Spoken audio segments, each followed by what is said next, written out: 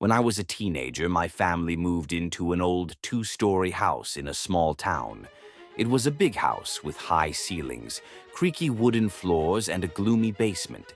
But most importantly, it was cheap, and for my parents, that was a decisive argument. For the first few months, everything was fine, except for the constant feeling of cold, even in summer. But then, something strange started happening. One night, I stayed in my room until late at night. It was well after midnight when I heard someone talking on the first floor. At first, I thought it was my dad. He often woke up in the middle of the night to drink water. But when I went out into the hallway and looked down, it was dark. I quietly went downstairs, turned on the light in the living room, and saw that everyone was asleep. The TV was off, but I definitely heard voices. The next day, my mom said that she had also heard someone whispering several times in the empty room on the second floor. We attributed it to the old house breathing, or to drafts. One room in the house always made me uncomfortable. It was on the second floor, near the bathroom.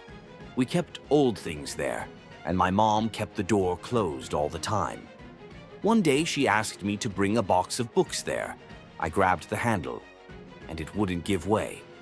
I called my dad, and he tried to open the door too, but it was no use. It was locked from the inside, although there was no lock.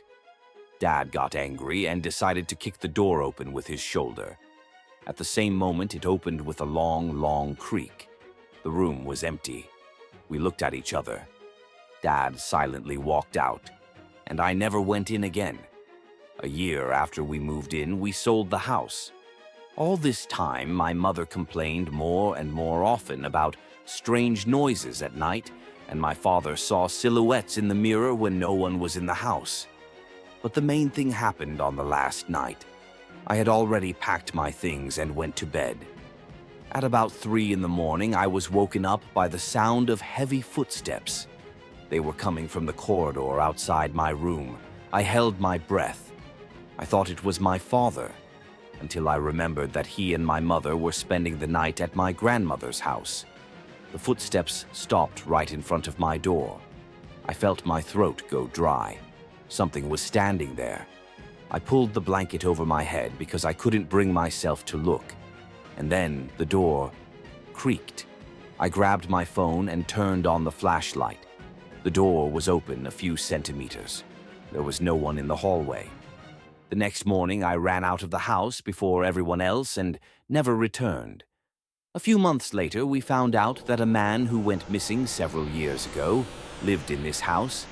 And even earlier, a family lived here who fled at night, leaving all their belongings behind. Now the house is empty. It was bought several times, but no one stayed long. Maybe it's just a coincidence. Or maybe the house didn't want to let its residents go.